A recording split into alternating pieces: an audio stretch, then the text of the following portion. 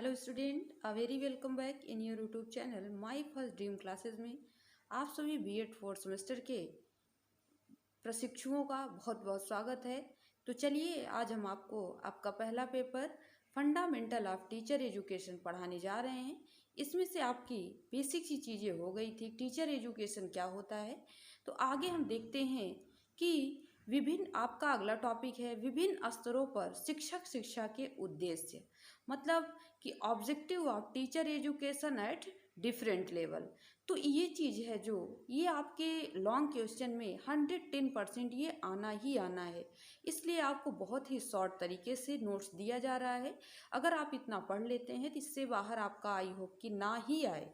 ठीक है, तो चलिए हम अलग अलग लेवल पे शिक्षा के उद्देश्य शिक्षक शिक्षा के उद्देश्य देखते हैं। जैसे हमने आपको पहले ही बता दिया कि यह मुख्यतः 4 लेवल पे है। ठीक है, जैसे आपका है पहला प्री प्राइमरी, फिर सेकेंडरी, फिर हायर या कॉलेज लेवल उसी को कहते हैं। ठीक है, तो एक एक करके हम इसको डिटेल वाइज देखते हैं कि इसके उद्देश्य क्या हो सकते हैं। ठीक, तो चलिए पहला हम देखते हैं objective of teacher education at pre primary level. तो पहले हम प्री प्राइमरी से स्टार्ट करते हैं। देखिए, जो आपकी प्री प्राइमरी शिक्षा होती है इसमें मुख्यतः जब बच्चा 3 साल का होता है या तो 2 साल के ऊपर 3 साल का होता है तब वह प्री प्राइमरी शिक्षा लेने के लिए तत्पर हो जाता है। तो अगर आप देखोगे तो हमारी शिक्षा नीति में भी, नई शिक्षा नीति में भी प्री प्राइमरी एजुकेशन को इम्पोर्टेंस दिया गया है। इसमें हम देखते हैं कि प्राथमिक शिक्षा के लिए तैयार की जाने वाली शिक्षा को हम प्री प्राइमरी शिक्षा कहते हैं। मतलब ऐसी शिक्षा जो बच्चे को प्राथमिक शिक्षा के लिए क्या करे, तैयार करे। इसमें बच्चे की एज क्या होती है, 3 वर्ष से 5 वर्ष अर्थात शैशवावस्था। ठीक है, इस प्रकार के जो स्तर हैं इसके उद्देश्य आप देख लीजिए क्या क्या उद्देश्य हो सकते हैं। मतलब किस उद्देश्य को लेकर हमें शिक्षक को शिक्षा दी जाए, किस उद्देश्य को लेकर हमें शिक्षक को प्रशिक्षण दिया जाए कि वो बच्चे का विकास कर सके। तो एक उद्देश्य देखिए, अगर आप इस तरह उद्देश्य लिखेंगे तो बहुत बड़े बड़े पॉइंट्स आ जाएंगे, बट इस तरह अगर हमको देखना है तो छोटे छोटे पॉइंट्स में बना के उसको हम किस तरह डिवाइड कर सकते हैं, बहुत ही शॉर्ट तरीके से आपको नोट्स दिया गया है, देख लीजिएगा। आई होप कि आपको चीज़ें समझ में आ सकती हैं। तो चलिए हम उद्देश्य देखते हैं। उद्देश्य तो objective of teacher education at pre primary level पे, प्री प्राइमरी लेवल पे देखते हैं कि शिक्षक को किस उद्देश्य के तहत प्रशिक्षण दिया जा सकता है। ठीक है, तो पहला उद्देश्य है आपका शिक्षक को बालक की शिक्षा के अनुसार ज्ञान प्राप्त करना।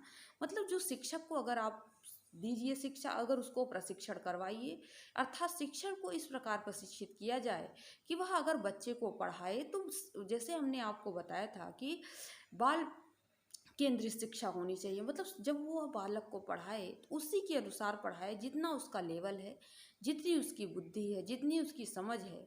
मतलब अगर शिक्षक बालक को पढ़ाए, अगर उसके क्लास में जाए बच्चे के, तो बच्चे के लेवल के अनुसार ही उसे प्राप्त ज्ञान करना चाहिए। आपके पास कितना ज्ञान है बच्चे के लिए वो वैल्यू नहीं करता, बच्चे को क्या चाहिए ये वैल्यू करता है। ठीक है, अगला देखते हैं बालक के विकास के आधारभूत सिद्धांत को समझाना।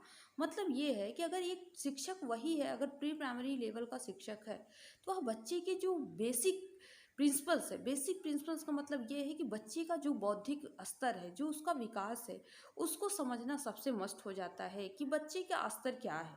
बच्चे का स्तर हम कहते हैं समझने का है, छोटी छोटी चीज़ों का देख के। लेकिन आप क्या है, बड़े बड़े सिद्धांत बच्चे को पढ़ा रहे हो तो इससे आपके पढ़ाने से कोई मतलब नहीं होता, क्योंकि बच्चे का लेवल अभी छोटा है। ठीक है, अगला हम देखते हैं शिक्षकों में वार्तालाप कौशल का विकास करना। देखिए, अगर वार्तालाप का मतलब ये नहीं है कि आप बराबर बातें करिए, वार्तालाप का मतलब ये होता है कि अगर हम अपनी भावनाएं किसी के सामने व्यक्त कर रहे हैं तो अगले के भी हमें हमारे अंदर सुनने की कैपेसिटी होनी चाहिए। एक शिक्षक के अंदर होना चाहिए कि बच्चा क्या कह रहा है, पहले उस बात को हम ध्यान से सुने, फिर हम जाके उसका समाधान करें। इसीलिए कहा जाता है जो शिक्षक है उसमें वार्तालाप कौशल का विकास होना चाहिए। ठीक है, डिस्कशन स्किल होना चाहिए, मतलब वो डिस्कशन कर सके किसी भी बात पे, क्योंकि बच्चों के जो सवाल रहते हैं वो उनसे प्रकृति से जुड़े रहते हैं। काफ़ी जो चीज़ें वो देखते हैं उसी वो सवाल पूछते हैं। तो आपके जो डिस्कशन स्किल है वो स्ट्रांग होनी चाहिए। ठीक है, अगला हम देखते हैं कि छात्रों के घर एवं परिवार के सामंजस्य को समझना। मतलब बच्चा किस परिवार से आ रहा है, किस फैमिली से आ रहा है, और उसका परिवार क्या है और उसके सोसाइटी क्या है, तो उसके घर और परिवार का जो सामंजस्य है, जो सोसाइटी है और आपके विद्यालय का क्या सामंजस्य, इस हिसाब से बच्चे को आप कोरिलेट करिए कि शायद वो किस फैमिली से है, हम उसे किस तरह से ट्रीट कर सकते हैं। तो ये आपका एक टीचर का कर्तव्य बनता है, हम बच्चे को क्या समझते हैं। आप ये मत करिए कि मान लीजिए एक बच्चा गरीब है, एक बच्चा अमीर है, तो आप बच्चों में भेदभाव करिए, क्योंकि आप उसकी सोसाइटी को नहीं समझ रहे हो। वो जहाँ से आ रहा है, एक टीचर का कर्तव्य बनता है कि वो उसकी सोसाइटी को समझे और उसकी समस्या का समाधान करे। अगला है टीएलएम के प्रयोग के लिए उचित कौशल का विकास करना। देखिए, जो आपका शिक्षण सहायक सामग्री है, टीचिंग लर्निंग मटेरियल है, शिक्षक के लिए ये सबसे बड़ा हथियार है। अगर हम देखते हैं, अगर हमें टीएलएम का उपयोग नहीं आता, सही सही शिक्षण सामग्रियों का प्रयोग हम नहीं कर पाते, तो हमारी जो टीचिंग है, जो हमारा प्रशिक्षण है, वहीं पे असफल हो जाता है। तो हमें देखना चाहिए कि हम टीएलएम का उपयोग किस हिसाब से कर रहे हैं। अगला है विकसित होते समाज में विद्यालय एवं शिक्षक के कार्यों को जानना। जो हमारा डेवलपिंग सोसाइटी है, जो हमारा विकसित हो रहा समाज है, जो आज विकास की श्रेणी में जा रहा है, उस समाज में हम विद्यालय के क्या रोल्स हैं एवं शिक्षक के क्या कर्तव्य, जैसे आप एक शिक्षक हैं तो आपका क्या कर्तव्य होना चाहिए, ये समझना आपका उत्तरदायित्व है, बच्चे का नहीं। ठीक है, मतलब क्या क्या चेंजिंग हो रहा है, विकसित हो रहा है समाज का मतलब जो हमारे सोसाइटी में जो चेंजिंग हो रहे हैं, जो नए नए परिवर्तन हो रहे हैं, उस परिवर्तन बच्चे के अंदर भी वो परिवर्तन आएंगे। क्योंकि आप अगर देखोगे तो डेवलपमेंट में इन्वायरमेंट का बहुत बड़ा इफेक्ट है। ठीक है, मतलब जेनेटिक्स के साथ साथ इन्वायरमेंट का भी बहुत बड़ा इफेक्ट है बच्चे के विकास में। तो इस हिसाब से अगर हमारा इन्वायरमेंट बन रहा है, तो वो आपका कर्तव्य बनता है कि बच्चे को उस इन्वायरमेंट के बारे में समझाइए और जो चीज़ें हैं वो आप उसको बताइए कि ये विद्यालय एवं शिक्षक के कार्य क्या हैं, उसको समझिए। ठीक है, तो ये आपका था प्री प्राइमरी लेवल का उद्देश्य, कि मतलब आप प्री प्राइमरी लेवल में अगर पढ़ाना चाहते हो, एक शिक्षक बनना चाहते हो, तो आपके इतने उद्देश्य होने ही चाहिए। ठीक है, अब हम आगे देखते हैं। आगे आप देखिए, अगला स्टेज है आपका objective of teacher education at primary level. देखिए, आपके जितने भी उद्देश्य हैं बहुत ही शॉर्ट तरीके से आपको बताए गए हैं। इस चीज़ को आप देख लीजिएगा, आपको कहीं ढूंढने की ज़रूरत नहीं है, बहुत ही आसानी है पढ़ने में। तो हम एक एक उद्देश्य करके देखते हैं। अब हम देखते हैं कि objective of teacher education at primary level. अब देखते हैं प्राइमरी लेवल पे इसका क्या उद्देश्य हो सकता है। अब बच्चा धीरे धीरे क्या हो रहा है, बड़ा हो रहा है, परिस्थितियों को समझ रहा है, कक्षा में बैठना सीख रहा है। इट मीन्स ये है कि वह अब प्राथमिक शिक्षा के लिए तैयार हो चुका है, उसको ये नॉलेज हो गया है, ये अवगत करा दिया गया है कि ये शिक्षक हैं, ये आपका विद्यालय है, आपको नियमित तरीके से आना है और पढ़ना है, यहाँ आपको ज्ञान लेना है। ठीक है, तो आगे हम देखते हैं प्राइमरी लेवल में जब बच्चा 6 ईयर्स का हो जाता है, तो वो किस में पहुंचता है, प्राइमरी में उसका एडमिशन होता है, प्राथमिक शिक्षा में। ठीक है, तो देखते हैं प्राथमिक शिक्षा में उसके, चलिए, तो हम देखते हैं कि प्राथमिक शिक्षा में उसके क्या उद्देश्य होने चाहिए। तो प्राथमिक शिक्षा में जो पहला उद्देश्य है, प्रथम एवं द्वितीय भाषा के साथ पर्यावरणीय विषय संबंधी ज्ञान प्राप्त करना। जो शिक्षक है, प्रथम भाषा उसकी क्या है, उसकी मदर टंग है, द्वितीय भाषा उसकी क्या है, उसकी सोसाइटी की लैंग्वेज है, या तो आपके विद्यालय की लैंग्वेज है। ठीक है, तो उसकी जो प्रथम भाषा है, जैसे मान लीजिए वो देहाती लैंग्वेज बोल रहा है, अपने घर की लैंग्वेज बोल रहा है, क्षेत्रीय भाषा बोल रहा है, तो आपका उत्तरदायित्व बनता है कि आप उसी की भाषा में बच्चे को क्या करिए, इन्वायरमेंट के जितने इन्वायरमेंट, क्योंकि पहले आपका जो लेवल है प्राइमरी लेवल्स में, इन्वायरमेंट का सबसे महत्वपूर्ण योगदान होता है। क्योंकि बच्चे प्रकृति में ही बढ़ते हैं, पलते हैं, उनकी हम प्रकृति की शिक्षा के बारे में ही हमें समझ आना चाहिए। ठीक है, तो उसकी जो प्रथम और द्वितीय भाषा है, अगर हम उसमें पर्यावरणीय उसको शिक्षा दे रहे हैं, इन्वायरमेंटल एजुकेशन उसको पढ़ा रहे हैं, तो हमें उसके दोनों भाषाओं के प्रति सामंजस्य स्थापित करना पड़ेगा। ठीक है, अगला है अधिगम अनुभवों को पहचानने के कौशल विकसित। अधिगम अनुभव मतलब क्या होता है, लर्निंग एक्सपीरियंस।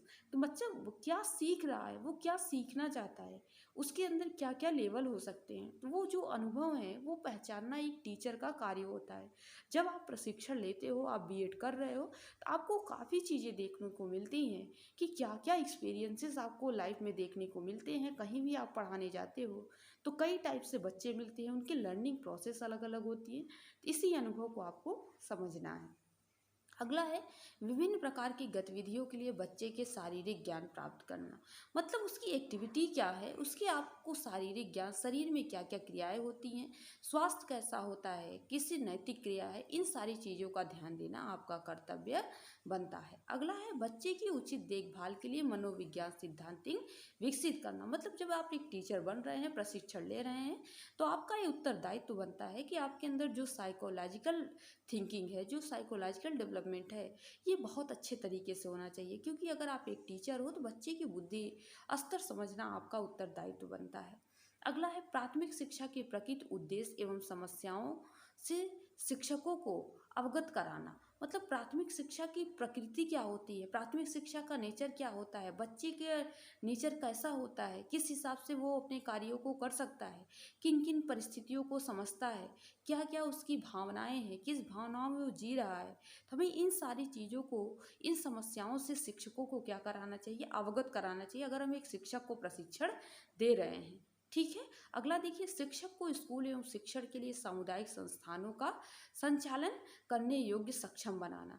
मतलब जो शिक्षक है उसके स्कूल और शिक्षण के लिए जो सामुदायिक संसाधन है, मतलब जो सोसाइटी रिसोर्सेस है, सामुदायिक संसाधन में आपकी कई सारी चीज़ें आ जाएंगी जो हमारे समुदाय द्वारा जो चीज़ें हम सीखते हैं, तो उसको क्या करिए, उसको समझने योग्य, संचालन करने योग्य आपको सक्षम बना।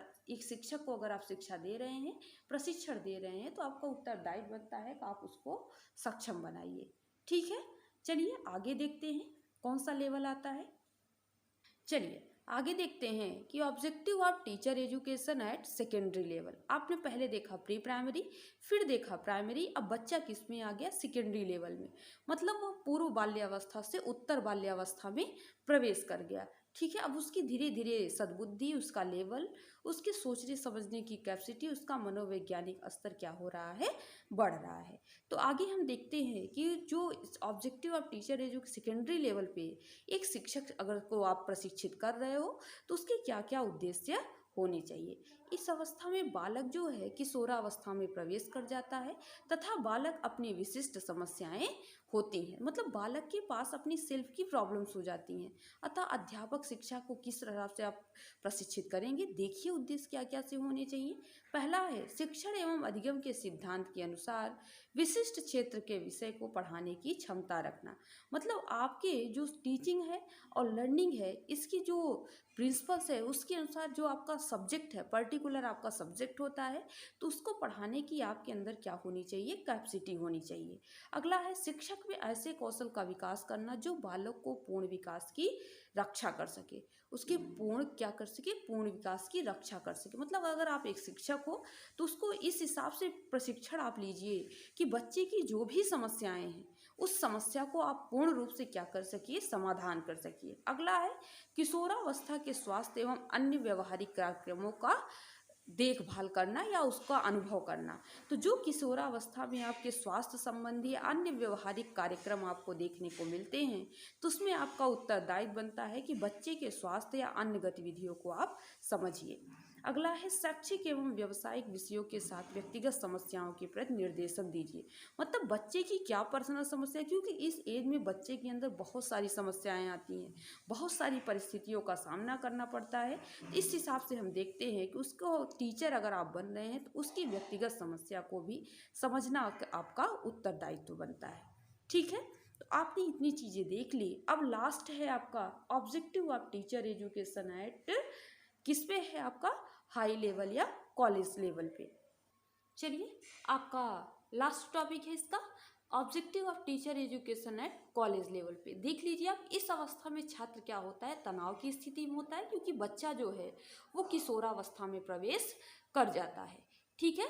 किशोरावस्था से उसका लास्ट एंडिंग होता है, युवावस्था में जाने लगता है तथा वह अपने जीवन निर्वाह के लिए तैयार हो जाता है। उसी हिसाब से वो कार्य भी करना शुरू कर देता है। अगला है कॉलेज स्तर पर भावी शिक्षकों को अपने विषय का इसमें क्या है कि अगर आप शिक्षक बन रहे हैं तो आपका जो पर्टिकुलर सब्जेक्ट है उसमें आपको कंप्लीटली नॉलेज होना चाहिए। अगला है लोकतांत्रिक प्रवृत्ति को विकसित करने वाला होना चाहिए। आपके अंदर लोकतांत्रिक मतलब जो डेमोक्रेटिक नेचर है, मतलब एक सोसाइटी और परिवार का और अपने देश के प्रति जो देशभक्ति है उसको आपको विकसित करना चाहिए। अगला है अपने विशिष्ट विषय को पढ़ाने के विभिन्न प्रकार के, मतलब आपका जो एक पर्टिकुलर सब्जेक्ट है, जैसे हमने कहा आपका बायोलॉजी है, मैथ है, तो आपको उस हिसाब से स्किल होना चाहिए कि हम अपने सब्जेक्ट को कितना प्रभावी बना सकते हैं। तो ये आपको सीखना पड़ता है, ट्रेनिंग लेनी पड़ती है इसके लिए। अगला है विभिन्न शिक्षक तकनीकों का ज्ञान विकसित करना, मतलब जितनी टेक्निक्स हैं, टीचिंग टेक्निक्स है, उसका ज्ञान विकसित करना आपका काम है। अगला है परिवर्तनशील समाज में अध्यापक एवं स्कूल की भूमिका का ज्ञान होना, मतलब जो आपकी चेंजिंग सोसाइटी है, समाज में परिवर्तन हो रहे हैं, उसमें आपका और एक इस विद्यालय की क्या क्या भूमिका होनी चाहिए, ये आपका उत्तरदायित्व बनता है कि आप उसको ध्यान दीजिए। आई होप कि आपको ये चीज़ें समझ में आई होंगी। आपका बहुत बड़ा टॉपिक एक कंप्लीट हो गया है, जिसको आप अच्छे से देख लीजिएगा। नेक्स्ट क्लास में आपको अगला टॉपिक पढ़ाया जाएगा, ठीक है। तो आई होप कि आपको चीज़ें समझ में आई होंगी। चलिए पढ़िए, खुश रहिए, मस्त रहिए। जय हिंद, जय भारत।